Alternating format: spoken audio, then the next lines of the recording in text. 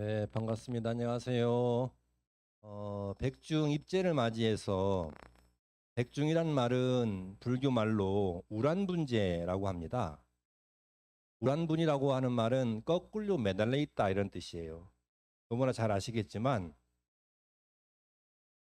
거꾸로 매달려 있다라고 하는 것은 목련존자의 이야기입니다. 목련경에서 유래된 이야기인데 목련존자의 어머니하고 유래가 된 이야기죠.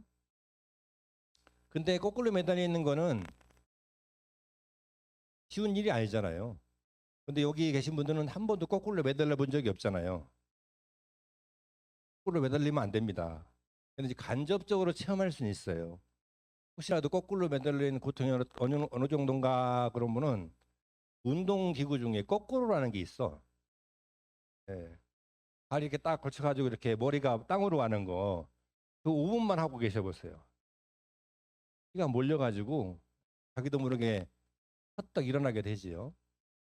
근데 이게 거꾸로 매달려 있는 게 그렇게 5분, 10분이 아니라 계속 반복된다면 그 고통은 끝이 없겠죠.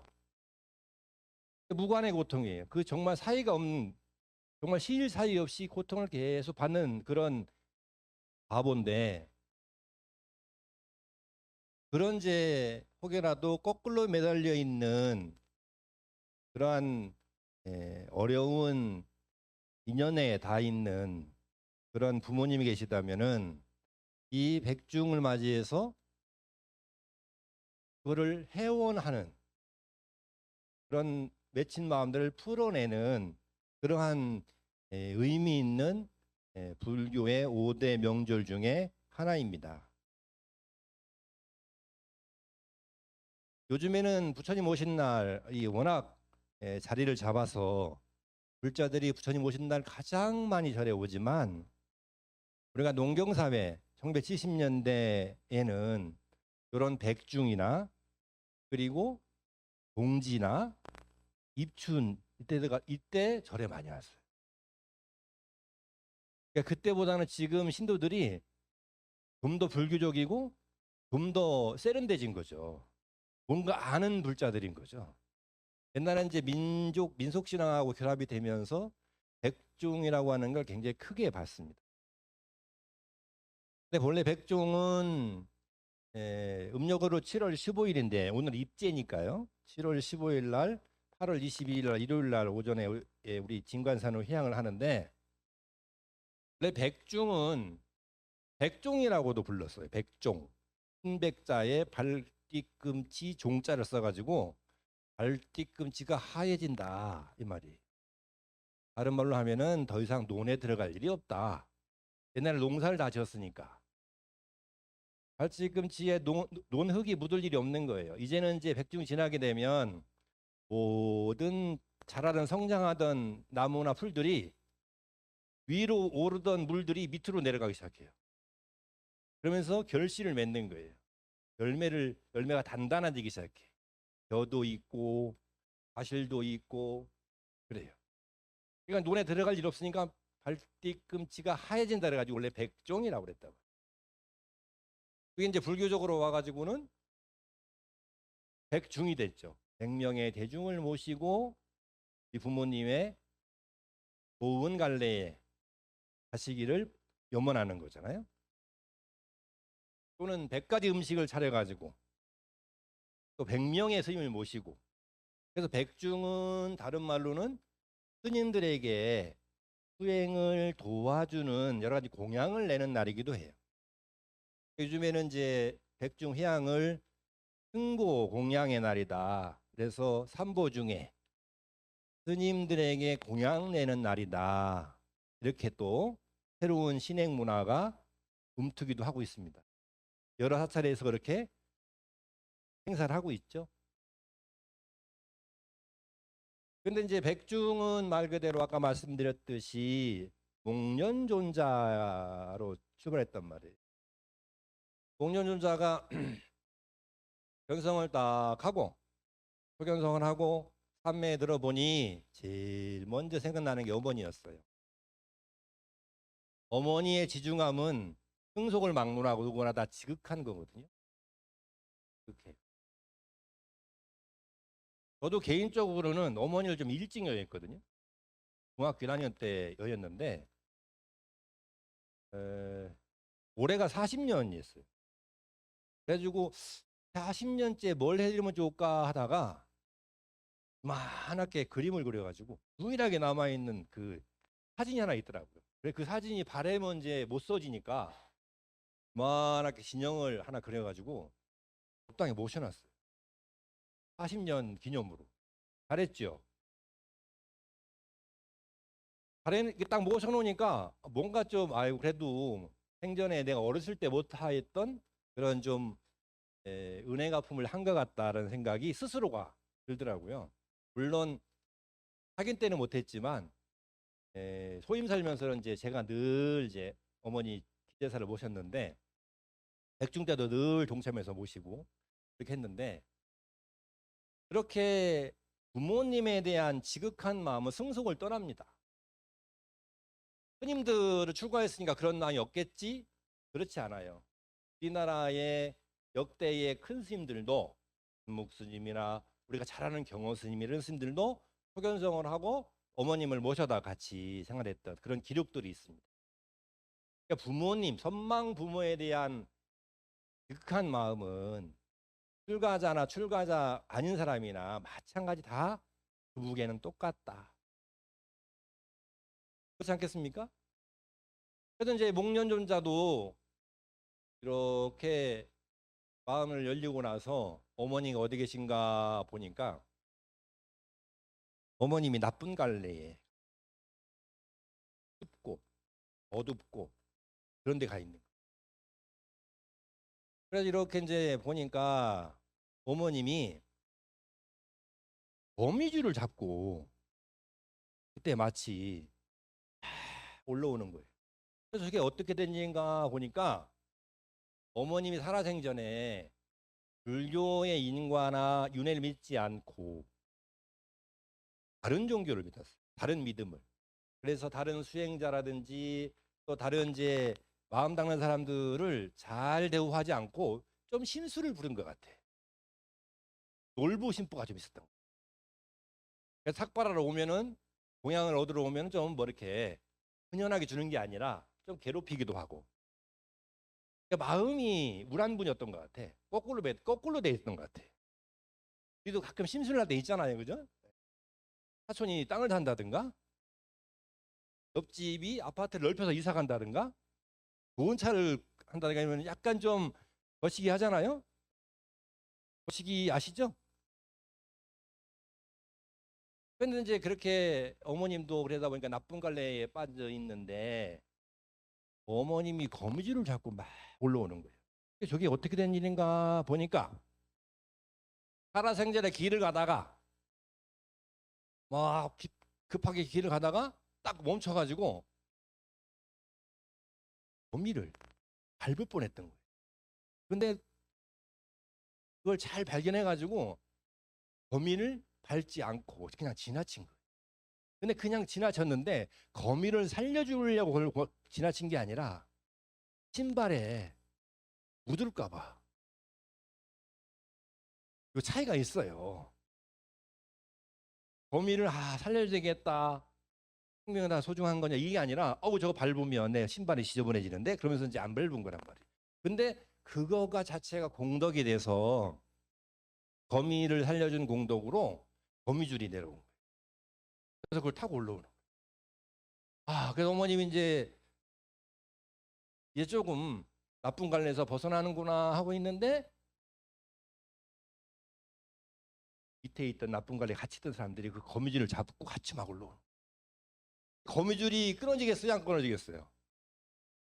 난 몰라요. 일반적으로 생각할 때는 끊어질 것 같지만 모르는 거란 말이에요. 근데 어머니 마음에 이제 불안한 거야. 끊어질까 봐. 그래가지고 냅다 올라오는 사람을 그냥 발로다가 찼어요. 그러니까 또 떨어질 거 아니에요? 따라오는 사람이 떨어지면서 그 반동으로 거미줄이 똑 떨어졌네. 똑 끊어져 버렸네. 그래서 올라오다가 그냥 다시 나쁜 가래 떨어져 버린 거예요. 그때 목련존자가 나의 공력으로는 나의 힘으로는 어머니를 좋은 갈래로 인도할 수가 없겠구나. 그래서 어머니를 이제 정말 지극한 마음으로 좋은 갈래를 하기 위해서 부처님에게 가서 우리 어머님이 좋은 갈래를 가려고 하는데 어떻게 했으면 좋겠습니까? 라고 묻게 되죠. 그러면서 이제 이런 이제 불안분경이 형성이 되게 되고 그게 유래가 돼서 불안분재, 백중이 우리의 신앙으로 자리 잡게 되는 겁니다. 그만큼 목련존자도 어떻게 보면은 신통제일, 10대 존자 중에 신통제일이지만 제가 보기에는 소행제일인 것 같아요. 소행제일. 제가 얼마 전에 TV에서 제가 TV를 진짜 좋아하거든요. TV를 정말 좋아합니다. 이 안경 낀 게 책을 많이 봐서 눈이 나빠진 게 아니라 테레비를 많이 봐가지고 눈이 나빠졌어요. 이런 대목도 웃던데 진관사 선생님은 너무 진중하게 지금 법문을 들으셔가지고 농담이 안 통해 지금. 참 당황스럽네요. 에? 제가 무섭게 생겼습니까? 제가 굉장히 깃털처럼 가벼운 사람이에요. 예. 너무 이제 진중하게 듣되 편안하게 들었으면 좋겠어요. 전원일기 아시죠?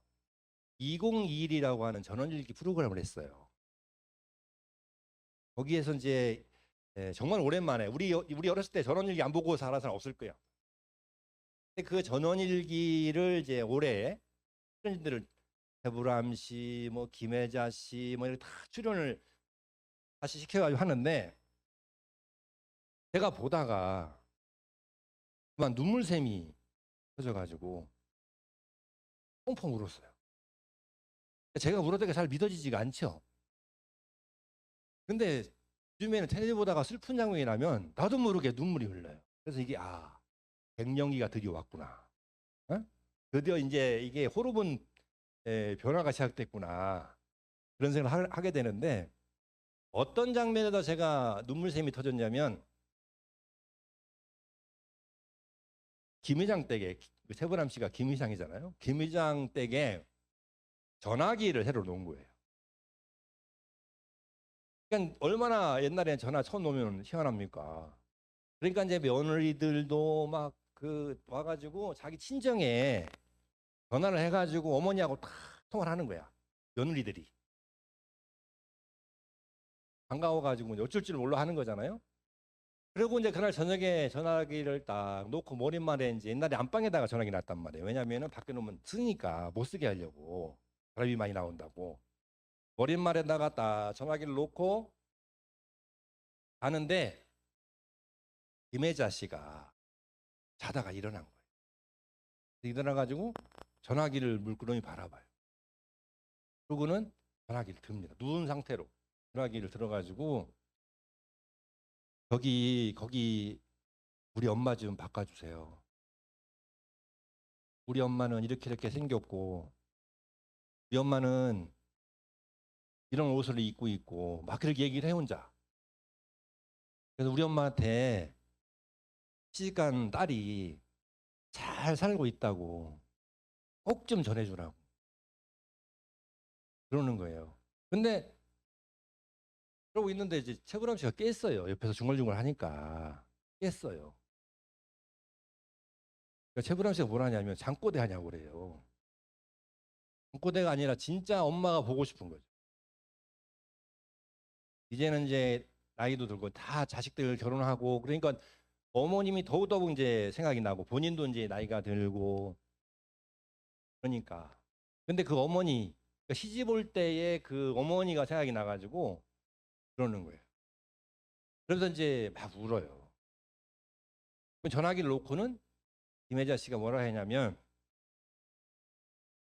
우리 엄마가 추운 데에 안 계셨으면 좋겠다. 그러니까 바라는 거는 우리 엄마가 추운 데 안 계셨으면 좋겠다. 그러는 추운 데가 뭐예요? 나쁜 갈래거든.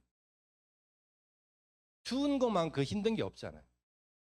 배고프고 추운 것만큼 견디기 힘든 건 없어요. 추위는 어떻게 피할 데가 없어요. 더위는 그늘에나 물속에 들어가 있으면 좀 피할 수 있죠. 근데 추위는 정말로 배고프고 추운 건 어떻게 할 수가 없는 거거든요. 그러니까 그 어머니를 생각하는 그 지극한 마음에 동화가 돼가지고 동기화가 돼가지고 제가 전염이 돼가지고 나도 모르게 이렇게 텔레비 보면서 브레이크 깎은 비구가 휴지로다가 눈물 닦으면서 그걸 보고 있는 거예요. 생각하기 재밌죠. 슬퍼요? 네. 제가 어디 가서 이 얘기를 한 번 더 했는데 신도들이 막 울더라고요. 그래서 왜 우냐고 그러니까 엄마가 보고 싶어서. 그래서 누구나 나 가슴에는 그런 그리움들이 있는데 그 그리움들을 잘 헤어내야 되는데 그리움이 두 가지가 있어요. 미운 그리움도 있고 진짜 보고 싶어서 보고 싶은 그림도 있거든요. 지금 어머니의 부모님이 살아계신다 하더라도 그 부모님하고 관계가 정말 좋은 부모 자식 간 있는가 하면은 부모하고 영 관계가 좋지 않은 자식도 있거든요. 백중이라고 하는 거는 선방 부모 돌아가신 분도 hun도를 해야 되는 거지만 지금 내가 부모님이 살아계시다면 살아계신 부모님하고도 이 49일 동안에 혹여나 관계가 좀 소원하다면 그 소원하는 관계를 해원하는 기간으로 삼아야 된다. 그래서 살아계실 때에 해원하고 헤어져야 됩니다. 우리가 이제 제를 지내거나 내지는 기념일이 돼가지고 제사를 모실 때 정말 옛날 매해 제가 이제 기제사를 절에서 지내다 보면은 매해 제사 때마다 우는 분들이 계세요. 특히 딸들이 좀 그래. 물론 이제 병이 많고 속정이 깊고 하니까 그렇겠지만 근데 그 우는 딸들을 보면은 뭔가 아쉬워. 뭔가 남아 있어요. 좀 더 잘해드릴 걸. 좀 더 내 마음을 표현할 걸. 이런 생각들이 있단 말이죠. 그러니까 돌아가시고는 아무 소용이 없어요. 그러니까 살아있을 때 해야 되는데 그러니까 백중이라고 하는 거는 그런 이제 1차적인 그런 의미가 있는 거고 두 번째 백중을 지내야 되는 것. 작년에도 지냈잖아요.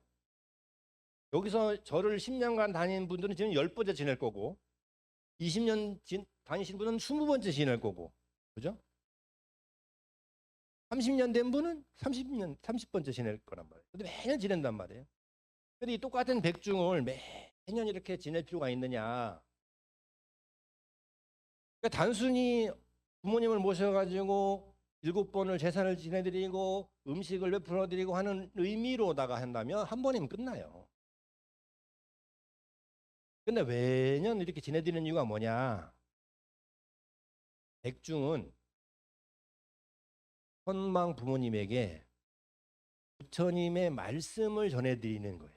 법음이라는 법음, 법의 음성.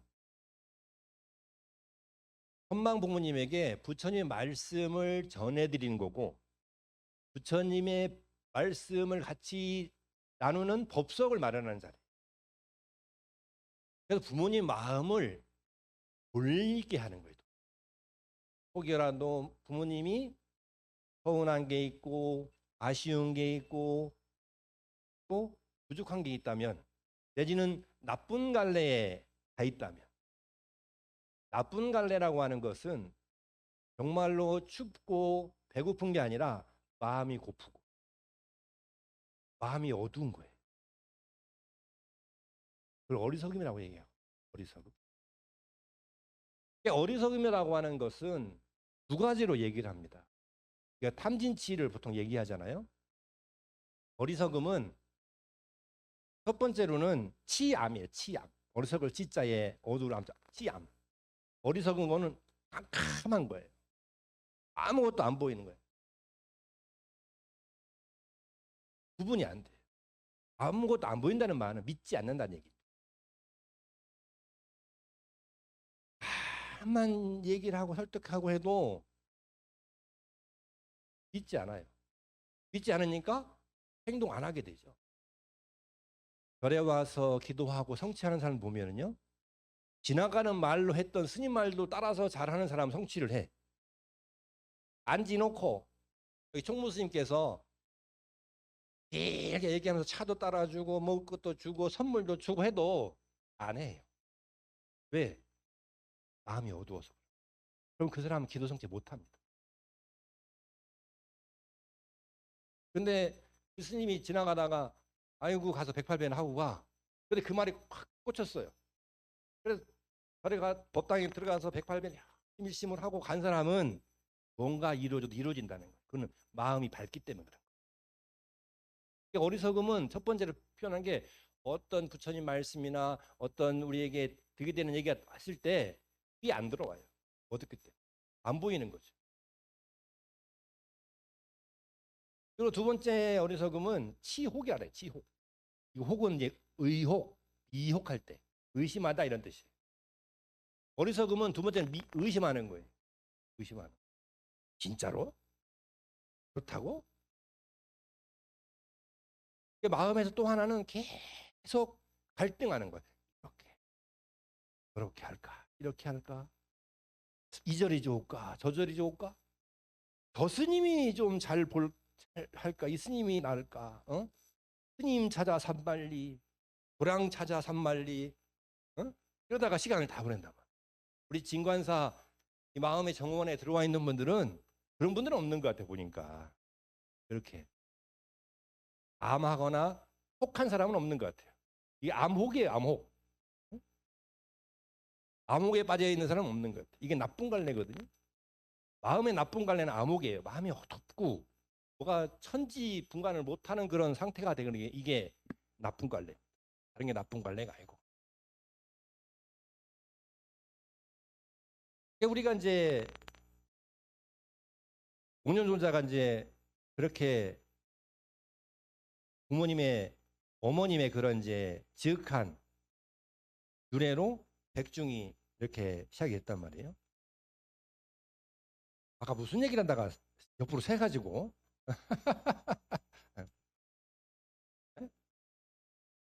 네. 그래서 이제 어머니가 나쁜 관리에 빠져 있단 말이에요. 그래서 부처님한테 가서 이야기를 하니까 부모님을 좋은 갈래로 가려면 첫 번째로는 이건 이제 우리 종단에서 만든 불교 성전에 보면은 395페이지인가 뭐 나와요 이게. 정확하진 않습니다만은 거기 보면은 목련존자 얘기가 나오면서 부모님께 삼보를 믿게 하는 게 효도요. 부모님께 계행을 지키게 하는 게 효도요. 부처님께 선행을 하게 되는 게 효도요. 부처님께 공덕을 짓게 하는 것이 효를 갚는 일이다. 이렇게 나와요. 그러니까 우리가 백 중에 첫 번째는 부모님을 모셔서 부모님이 혹시라도 이렇게 거꾸로 돼 있는 마음들을 돌리게끔 하는 그러한 부처님의 법문을 듣게 하는 거예요. 그러니 이거는 입지해 놓고 1, 3, 5, 7만 와야 됩니까? 1, 2, 3, 4, 5, 6, 7 다 와야 됩니까? 다 와야 돼요. 왜냐? 여러분이 법을 여는 법의 주체자입니다. 잔치를 여는 주체자예요. 근데 손님을 모셔놓고 이렇게 단을 정말 장엄스럽게 딱 모셔놓고 법을 여는 여기 이제 여러분 입에 다 보셨으면 여러분이 이제 한 분 한 분이 다 복이란 말이에요. 복이자. 엎드려서 이렇게 받드는 거란 말이에요.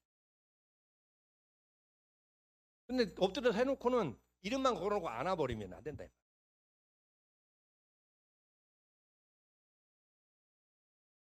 둘째는 백중을 해야 되는 이유가 50분까지 하면 되겠죠?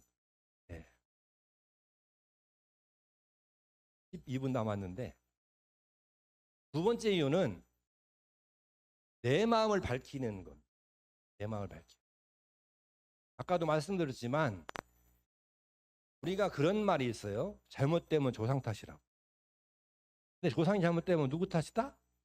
내 탓이다 이거.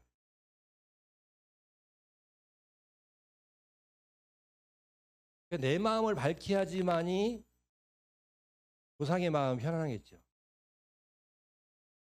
이거는 뭐 유치원 애들도 아는 이야기예요. 우리 가정이 편안해야 우리 부모님이 편안하지. 맨날 치지고 먹고 남편하고 싸우고 부인하고 싸우고 애들하고 싸우고 그러면은 그게 편안하게 지겠습니까? 그 편안하게 하려면 어떻게 해야 되냐? 내 마음을 참회해야 돼요. 내 마음을 밝히는 건데 두 번째는. 첫 번째는 어머님의 선망 부모님의 마음을 밝혀드리는, 그거는 부처님의 말씀을 듣게 하는 일이고, 그거는 지금 입증해놨으니까 앞으로 7번 잘 참석하면 되는 거고, 두 번째 내 마음을 밝혀야 되는데 내 마음을 밝히는 거는 그 무엇보다도 참회다. 그래서 첫 번째 참회는 어떤 참회가 있냐면 육정 참회라는 게 있어요. 육정 참회. 6가지의 정. 정은 다른 말로는 근이라고도 해요. 근. 육근. 안, 이, 비, 설, 신, 의. 들어보셨죠? 육근. 그걸 이제 다른 말로는 정이에요. 정. 그러면 정 때문에. 네? 정 때문에 아시죠? 우리 정 때문에 그 사는 거예요. 그죠? 다 사랑 때문에 사시는구나. 네? 다. 근데 다 정 때문에 사는 거예요. 정 때문에. 정이 굉장히 무서운 거란 말이에요. 그래서 우리 중생을 다른 말로 유정이라고 불러요. 유정.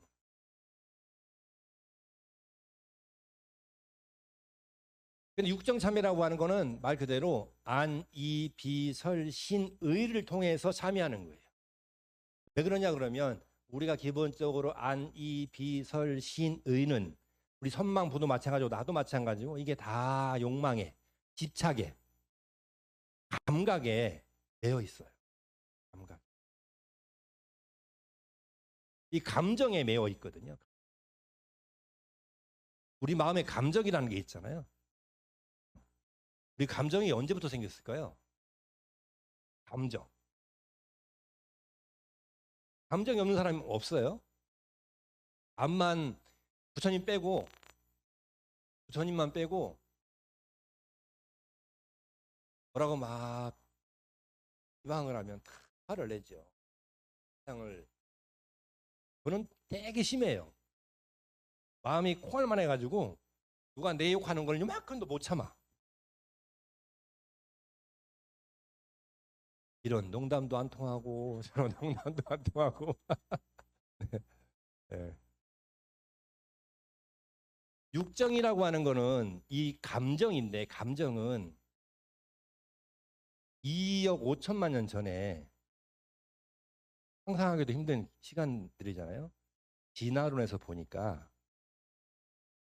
우리가 산소 농도가 이렇게 대기 중에 24%였다가 15%로 내려갈 때가 있었어요. 화산 폭발하고. 그러면서 폐 숨을 많이 쉬어야 되니까 이 갈비뼈가 원래는 척추까지 있었는데 이게 지나면서 이렇게 올라오게 된 거예요. 폐가 커진 거예요. 그리고 더 나가서는 뼈 안에도 이렇게 공기 주머니가 있어요. 닭을 보면은 닭뼈가 안에 벼 있죠. 겉은 단단한데 안에 벼 있어요. 그 닭이 그때 진화하면서 그 뼈 속에다 공기를 채우려고 그 뼈가 그렇게 생겼다는 거예요. 그런데 그 이제 갈비뼈가 위로 올라오면서 폐가 커지면서